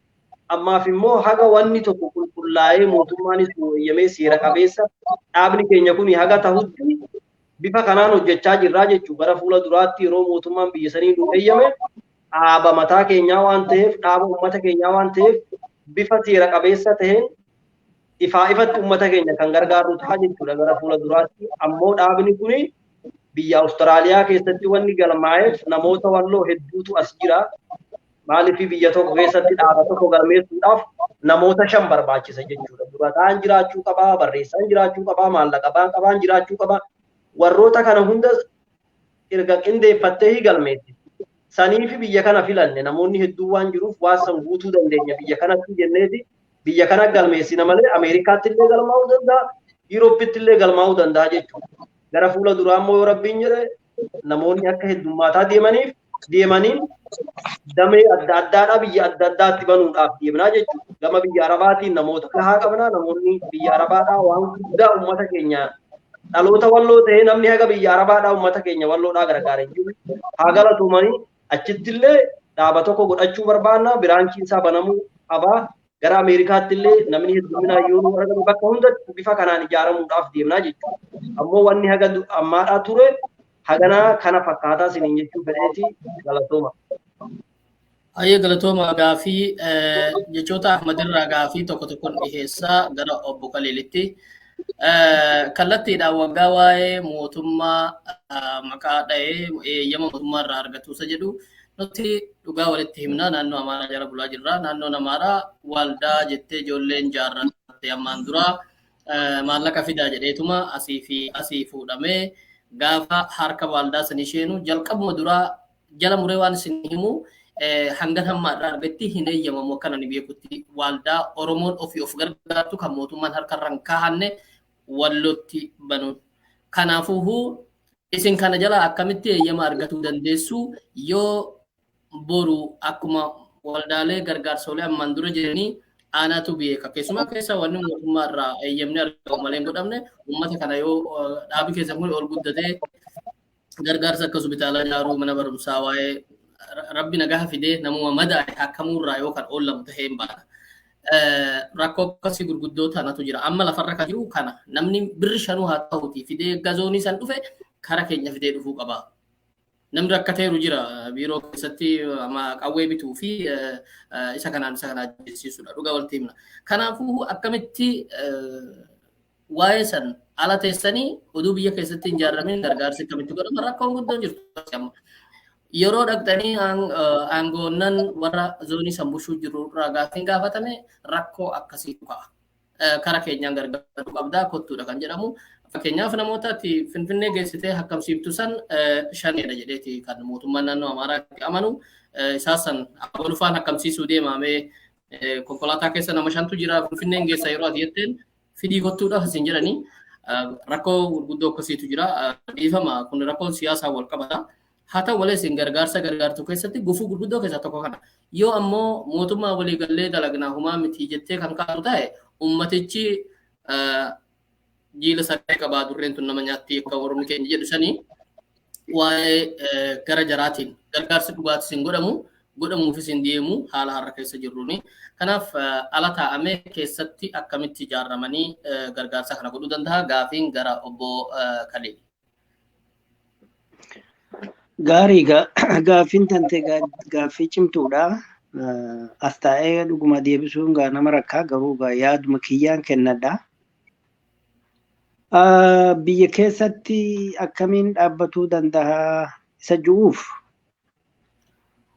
nuhillee barsilattiillee keenye yoo iyyama mootummaan kan namaa kennu taate ni dhaabna jenneeti yaanna jechuudha. Nuti jaarmaa tola ooltummaati jaarmaa siyaasatii miti. Tajaajila ummataa kan godhu jechuudha. Ummata tajaajilaa hin kennine yoo kan taate san bara rakkoo tokko mootummaa irraa hir'ifne jechuudha. Yoo akkas kan nuyi taate rakkoo kana hir'isinaa jechuudha jechuudha. Odoo rakkoon biyya keenya jiraatuu dhabe nuti nama gargaaruudhaaf hin rakkannu turre silaa hospitaala yookaan mana barumsaa waan amma Ismaa'eel sila jedhe ijoolleen akka barattu waan guguddaa sanirratti deemna turre jechuudha. Pilaanii kaanne jechuudha piroojeektii kaanne. Amma wanni nama gargaaruuf rakkataa jirtu isa jettu rakkataa jirra. Namoota dhuunfaarraan deemuunis rakkoma. Akka ati feetetti viidiyoo sii waraabanii akka ati feetetti ragaa gahaa siin dhiyeessan jechuudha. Yoo dhuunfaan illee deemte ilma dhiyeessuu garuu akkaataa barbaannetti miidiyaa fi waan adda addaa irra oolchuu saniif nu rakka jechuudha piraayiveesii namaatiif. Maalfi wanni namaadhaa eeggamuu qaba. Garuu kana gaa nuyi ani akka yaadutti inuma tahama je'ee tayyaata. Maaliifi gaafannee nu dudaniitis hin agarre ganaadha jechuudha. Ganaa ofishaalii xalayaa keenyatti kenninee waan akkanaati qabnaa iyyama nuu kennitu jennee hin gaafanne agarraadha. Barga akkanumaan illee nama wanni juunillee sirriin ta'u ta'a. Ani dur waan kana save the children jedhanii achiin ture dur wama kanarratti kan hojjetaa ture. Yoo xiqqaate bara 8 bara 9 hojjedheetan jira waan akkanaadha kanarratti jechuudha. Akkamitti akka yamni bahuu fi heerri jaarmaa tola ooltummaa maalii waan mootummaatti wajjin naqatuudha wajjin hojjetuudha kaaznaa mootummaatti waan gashuudha waan jedhamu kitaabni akkasiidhaan nu biran jiru. Kun heerri NGO'tillee nama dhawwa jechuudha. Garuu mootummaa san haala akkasii mijeessuuf itti haasotta. Waan akkanaatan ummata gargaaraa haala naa mijeessidha. Wanni biraadhaan jiru jechuudha arma keessa. Mootummaan silaa waan akkanaadha kan ammoo harka dhungeedhaan fudhatuu qaba akka kiyyatti akkaan beekutti jechuudha. Maaliif nuyi tajaajila ummataaf kennuudha dandeettii keenya kadhannee namarraa kadhannee ofii keenya baafnee nama kan keessiif nuyi bara amma achi dhannee waan achi jiraannu tokko nuyi achillee dhannee jiraatuudhaaf himi namaafillee hojii kennina yoo fakkeenya jaarmaa achitti dhaabne tajaajila ummatuma isaan bushan san tajaajila godhuuf jechuun ummata keenya gargaaruu bira dhaabbatudha. Rakkoo adda addaa qabanii haga dandeenye rakkoo san bifa qindaa'aa taheen irraa fuudha wanni kaayyoon keenya jechuudha. Malee nuyi waan biraadhaa keessa wanni guddoo wanni jennu jechuudha. Garuu akka dhalataa achiitti ogaa mirga ummata saniitiifillee haga tokko ilma falmina haga dandeenyu jechuudha. Haga seera eeggateen yoo ummanni kan miidhamu taate ummata miidhame saniifillee sagalee ilma taanaa ilma dubbanna. Garuu bifa heera qabeessan bifa naamusa qabuun nuti maaliif jaarmaa tola ooltummaati kana jechuudha. Kanaafuu nuti ilma yaallaa yoo didan waan goonu hin jiru. Garuu isaan didan jennee nuyi gargaarsa waan nuti rabbiin fakkeesse ilma itti fuufna jechuudha. Karaa nu danda'ame bifa nu dandeenyu jechuudha. Bifa namoota amannurraan amma laaliga namoota amannurraani waan kana deemsisaa jirra malee wanni kun ilaalladhu akka kana jechuudha dubbiin isaadha. Kanaafuu wanni bakka adda addaati aanaa hundarraa wanni namni miseensa kana keessatti tahee waliin hojjenne wanni jennuuf bakka rakkinni jiru hunda qaqqabuudhaaf bifa qindaa'aa taheen alarraa tahee biyya keessan tahee ummatni wal fakkaatu kuni walloon jaarmaa tola ooltummaadha tokko akka barbaachisu itti amanneeti waan kana hundeessinee kanaafuu akkanaaf irratti hojjetaa jirra. Gabaabsee kanumaan siin jedha. Ayyee gara dhumaatti gabaabsitanii akkamitti ummati sinquunnamee asii jalatti hammatamee ummanni walloodha gargaarsi kan ummataa waan ta'eef dhiibbaas eessa akka godhamuu qabu yoo nagahi jiraatee rabbiin biyya keenya irra nagaha buuse waa'ee masarata limaatii jedhansa waa'ee lafaa irratti dalagamuu qabu ummataaf tajaajila adda addaa akka hospitaalaa waan hedduu rakkanne itti warra biyya lixaa jiru dhaabbilee gurguddoo kan mirga uumamaa jedhan sanirraa qabee hanga waa'ee namni ilmi namaa akkamitti jiraatu qabu mirgoota uumamaa keessaa tokko yaala argatuu fi biyya ani mootummaan kiyya akkasii mootummaa Afrikaa keessaa sadarkaa akkasii jedhee of waamu keessatti bakka itti yaalamu dhabee madaa'ee madaan yoo yeroo sanitti ambulaansiin dhufee kaasee bakka yaalamu geessuun hafe torbaan tokko mana ciiseellee karaa deemu dhabee madaa qabatee mana ciisuurraa uummanni walloo yoon bahaa keessumaa keessaa warri gara lixaa jirtan kuni qunnamtii adda addaa warra gargaarsaatiin godhuu dandeessu uummata keenya kan Afrikaa uummatuma Oromiyaa keenya irraa qabee haga warra adii biraati. Tokkoffaa gargaarsi fuula duraa waan hedduutu nu barbaachisaa gara uummati jedha deemuu qaba yoo dhaabbata uummataan dhaabbateef waan ta'eef gaafa san uummanni waldaa kanatti akkamiin ol dhufuu qabaa yookiin gara dhaabbata gargaarsa Oromoo Walloo jedhu kanatti jalatti akkamitti masakamuu qabasa jedhu gabaabsitanii nu himtan gara dhumaatti. Meegaariidha bahuulleen fedhaa ani yaada kiyya kennadheetuma noon bees baha dhiifama isinirraa fudhadhe. Wanni waan kanatti nu kaase tokko namni madaahee shaaroobii dhaqee ambulaansii keessaa guuramuu santu mataa nu dhukkubsee rafuu dadhabnee itti yaannee fala tokko maan dhahanna jennee waan kanatti kaanee jechuudha. Kan akkasitti ka'umsi keenya achirraa kaanee ummata walloo akkamitti bakka kanatti waamnaasa ju'uuf ani yaamicha namummaadha, yaamicha firummaadha, yaamicha obbolummaadha. Oromoo walloo rakkoon keenya bal'aadha. Wanni wal nama dhabsiisan jiru waan wal fakkaatu, waan gargaarsaa irratti ta'e, waan ummata san tajaajilu waliin hojjechuudhaaf nu jaarmaa namni ummata san gargaaruudhaaf fedhii qabu hunda dubbisuudhaaf ni yaallaa. Gaafa isin waamne akka nu awwaattan asumaan waamicha isin dhiyeessina. Jaarmaa kana waliin agartee yookaan ammoo yoo asillee dhufuu dhabdan wal quba qabaannee akkamitti akka waliin hojjennu yaamicha isin dhiyeessaa. Hedduu galatooma. Gabaabinaan kanumaan isin galatooma. Galatooma obbo Khalil. Itti gaafatamaa yookiin dura taa'aa waldaa gargaarsa Oromoo Walloo kan dhiheenya kana dhaabbatee gargaarsa Oromoo Wallootiif karaa keenyaan uummanni Walloo dhaabbatee akka gargaaru jettanii gargaarsaaf waldaa kana dhaabdan galatoomaa akkaataa itti gargaaramuu qabu akkamitti akka uummanni asii alatti dhaabbatee uummata isaa gargaaruu qabu eessa gargaaruu akka qabu kana hundumarratti uummanni akkaataatti murteesseen dhihaatee isinis waan irratti seera kaa'atan irratti dhaabbatee uummata Wallootiif akka hunduu dhaabbatu waldaa kana jalatti dhaabbata gargaarsaa kana jalatti namuu dhufee akka gargaarsa godhu as jala dhaabbatee Walloo akka baraarru Walloo rakkoo hedduu qaba rakkoo qabu keessaa kan har'a mul'ataa jiru akka gargaarru asumaan isin gaafanna hunda keessanii obbo Khalil galatoomii gadhumarratti hunduma keessaniifuu waamicha gootanii fi sodaa jiru isiniif hima. Gara Aliyootiin darbaa Aliyoo waa lama gaafii lamaan qaba gaafii dhumaa akka Walloon rakkina mataa uummataa keessa kan jiru gaafii dhugaa jiru. Tokkoffaa Walloo gargaaruudhaaf namoota warra bushuu jiru fakkaatu malee gargaaruu hin danda'u isa jedhamutu jira.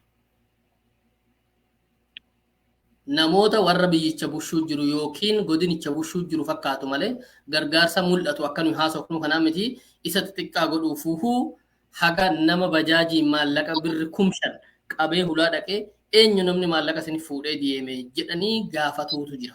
Yatiima kaleessa finxaalayyiin abbaan raajjeessan jecha. Dhugaan jirtu isa kana. Asirratti yoo kana isaanii wajjin dalagna jedhamu tahe ummati rakkoo kaleessaa san quba qabaa.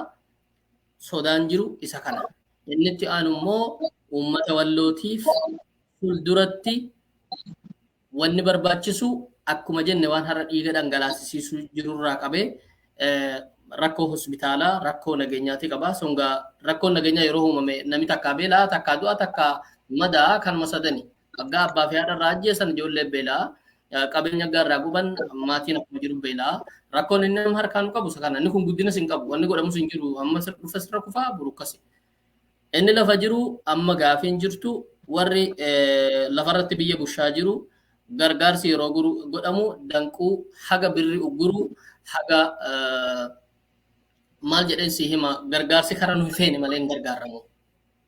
Gabaabamatti dheengadda ummata rakkate mana dhibbaan lakkaawamu kuma caalu gubate kana abbaa warraa hanganaa buqqee kana jaarraa jennaan juntaan karama hunda dhuftee maarroo jettee ummata gargaaraa karama hundaan Walloo hundaa fi jedhameeni akkas ta'e kana rakkinaa fi sodaa uummanni qabudha. Kun gufuu boru sin mudatu sinitti himudha waan uummatiin illee immoo akkuma ammaan duraati jedhee yaaduuf. Inni itti aanuu fuulduraaf gargaarsa akkasiisan faayidamee uummanni dursee maaltu gargaaramuu qaba yoo nagaheen isa argame dursee uummata kana wanti rakkisee ol kaafamuu qabu isa kamii yaadi keessanillee maal gochuudha seedhu gaafiin kana Aliyooti. Okay, galatoomaa asirratti waa'ee gargaarsaa uummata mootummaa wajjin waan jette sun rakkina godina keenya qofaa miti. Rakkinuma siistama biyya saniiti. Nootollee amma qofa otoo hin ta'in bulchiinsa bilisiginaa kan hin ta'in turumarraa kaasee fakkeenya hoo taarika gara duubaa deemnee ilaalle fakkeenyaaf Maccaa Tuulaan waggaa dhaabbatu inni ji'oodha. Dhaaba siyaasatii miti. Achirraan dhiibbaa isaan erga quba qabnaa taarikaan atiin kamuu kan biraa kanaan dhage yeroo tokko Guraagee Ilmaas Maabar kan jedhamu jira. Naannoo Guraagee san baay'ee waan dalagu jechuudha. Karaallee asfaaltallee maallee yeroo wayyaaneen biyya bulchuutti dhaqanii akka diigan. Kun maali kun aadama biyya saniiti. Fakkeenya biyya kanatti biyya Awurooppaa kanatti olaaltee yookaan biyya Ameerikaa kanatti biyya nankee jiraatu olaaltee ati of dhaabi register of godhi of galmeessi sanbooda immoo fandii kan kee isaan proposal isaaniif dhiyeessi. Fakkeenya community biyya kanatti community Oromoo jira kan of ijaare jechuudha. Proposal dhiyaase waan sanii sii kennan waan san dalaga oolchi riippoortii geessiif. Haalli isaadhaan minjaa kan mijaa'u jechuudha biyya kanatti. Biyya keenya ammoo waggaa aadaa akkasii hin qabu. Fakkeenya amma 2018 yeroo jijjiiramu san yeroo dhufesanii hundi keessan akka beektan waldaa Oromoo Walloo kan jedhamu dhaabni takka achitti kan qabsiisetti dhaaban lafallee kan qabati lafallee amma namni mirgaa bitaa saammatee dhaabbatanii lasanillee ishee of oolchuu hin dandeenye. Waa'ee dhaaba saniidhaa nama aangoo keessa jiru yeroo tokko dubbisee ture. Okay. Bilis uummata keenya gargaaruuf feena kan biyya alaallee kan biyya Arabaas jiru kan biyya adda addaa jiru kan biyyallee kan jiru Oromoo biyyallee itti waammanne dhaaba kan harka keessan kaayyatina nuuf kennaa jedheen. No jedhan. Nadi okay. No niitun hoogganaa niitun ani jedhaa inni namaan beeku tokko waamanii kottaa nuuf hooggani waan akkasii tokko hundee jechuudha. Kuni siistama biyya saniiti. Aadaan biyya saniiti. Aadaan kun ammoo yeroo tokko yeroo lamaan hin cabu. It takes time. Umrii keenyas hiikamuu hin danda'an yookaan ammoo ijoollee teenya wanti kun darbuu hin danda'a jechuudha. Kanaaf kana jennee isaan eeggachuu nurra hin qabu.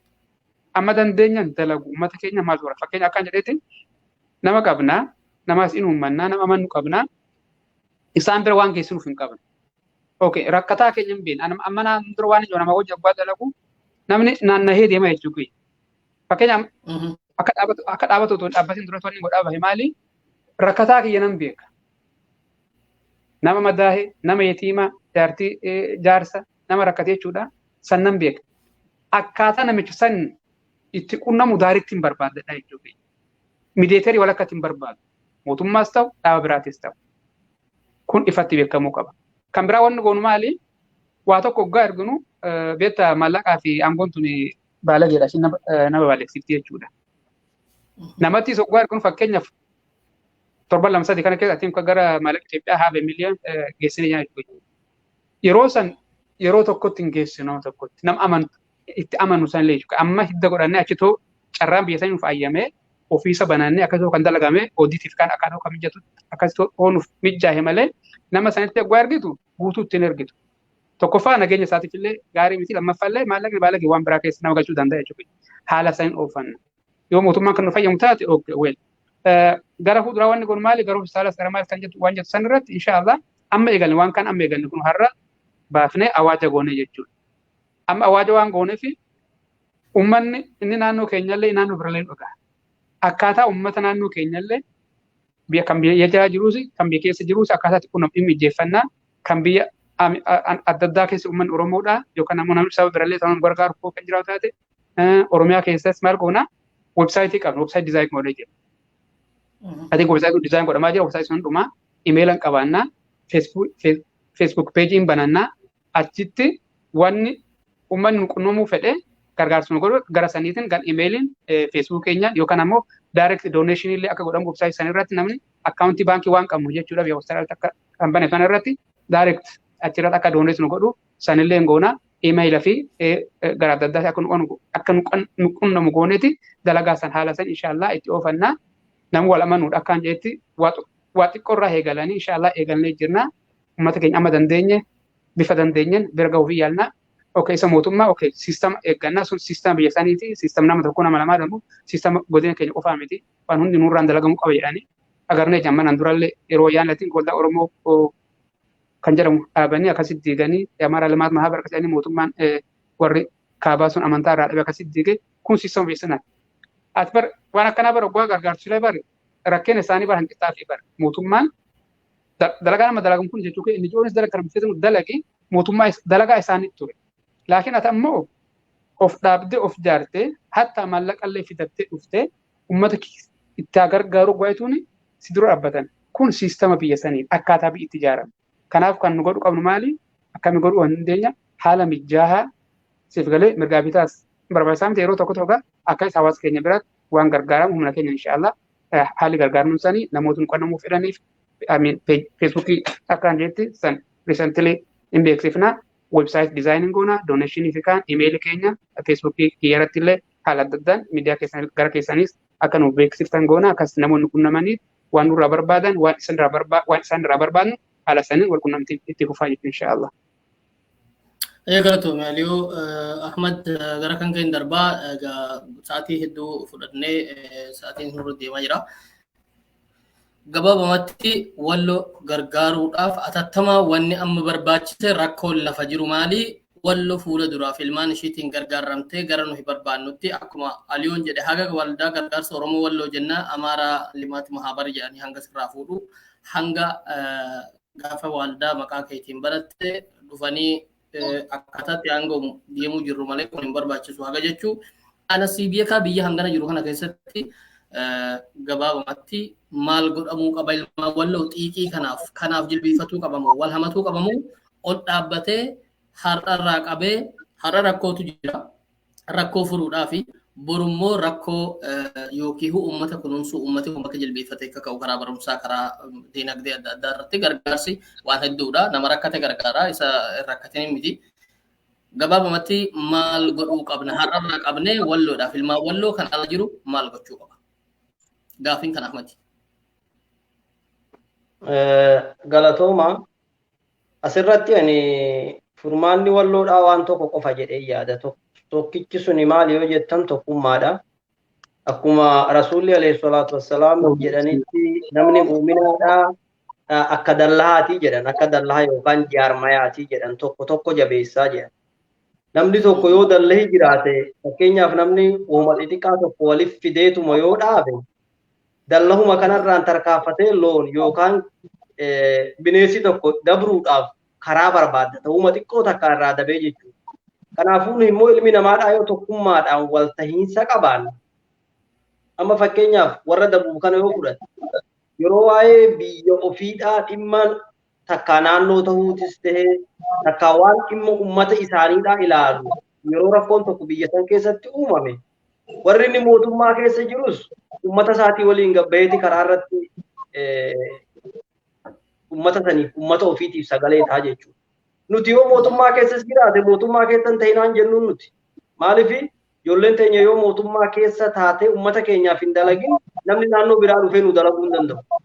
Ijoolleen teenya mootummaa keessa jiraachuun uummata keenyaaf barbaachisaadha. Garuu haala kamiin haala uummaticha faayidaa argamsiisuu danda'an haala uummata isa faayiduu danda'anii uummata ofiitiif dhaabbatuu danda'uu qaban.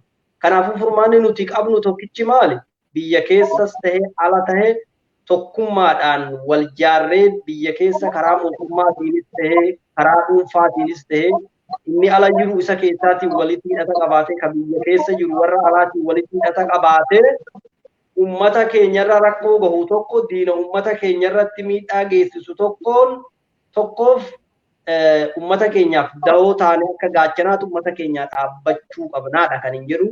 Saniifuu nuti yaamicha kan mootummaa keessa jirus ta'e kan mootummaan ala jirus ta'e hunda uummata Walloodhaa yaamicha goonaaf. Yaamichi keenya maali? Nuti kaayyoon keenya uummata keenya gargaaruudhaaf kottaa waliin dhaabbannee uummata keenya gargaaraa waa yaada jedhu. Kanaafuu furmaanni tokkichi nuyi qabnu maali? Tokkummaadhaa tokko taanee uummata keenyaaf sagalee ta'uus taanee bakka gargaarsa barbaadanitti gargaarsa bira dhaabbannee isaan harka qabuu qabnaa siin jedha. Yeroonis waan deemee jiru itti abbaa yeroo guyyaa biraatillee ta'u irratti bal'inaan kanaa sugnu ta'a. Ammaaf hagasuman jedhaa galatooma. Ayyee galatoome Ahmad waamicha dhumaa ilmaan Wallootiif Aliyoo waan jettu qabaatte galuma. Yaa already jedhee jira maali akkaan jedhetti namni oggaa walitti dhufe beekta waa gargaaruu danda'a wanni hojjetullee bu'aa argata walitti dhufnu akka isaan dhufneen shilingii sumuunis oggaa walitti qabna akkaan sila jedhetti mallaqa guddaa ta'a. Jiruu nama takkaas nama lamaas jiru waan salphaan iskuula fakkeenyaaf nama barumsa deemu mucaa tokkoof daftara bituun waan salphaan taatee yatiimaa hin jirti ijoollee ishiitiif waan har'a nyaatanii bulan dhiyeessuu waan salphaa waan hin taaneef jijjiirama kun jijjiirama guddaadha jechuudha namni akka xiqqaatti ilaalu mal kanaafuu namuu hundi wal bira dhaabbannee iftoominaan waan hojjennu wal beeksisaa akkasitti akka hawaasa keenya gargaarnu namuu walitti dhufee haala qindaa'aan akka kan biyya keessa jirus kan biyya alaa jirus kan biyya arabaa jirus nu humni guddaan biyya arabaa san jira beektaa.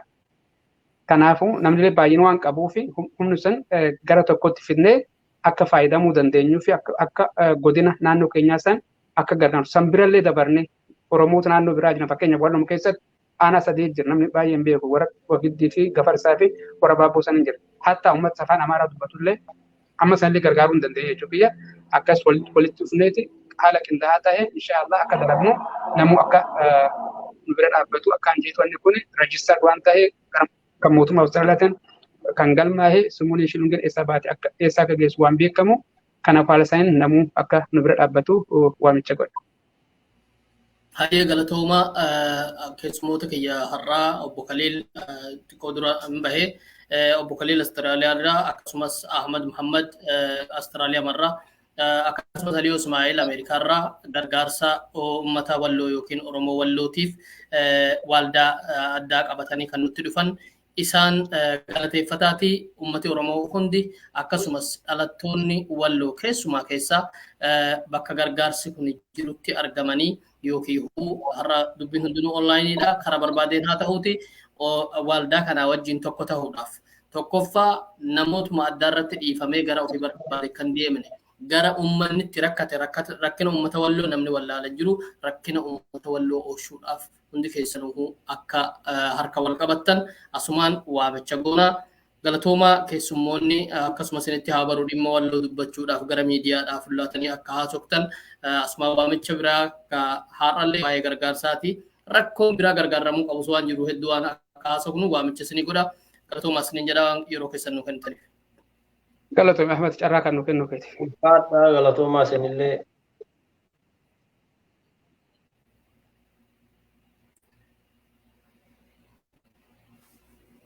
Egaa hordoftoota Walloo News Network rakkoon uummataa hedduudha wanni haasa'amus hedduudha isa keessaa gargaarsa waa'ee gargaarsa kanaati gargaarsa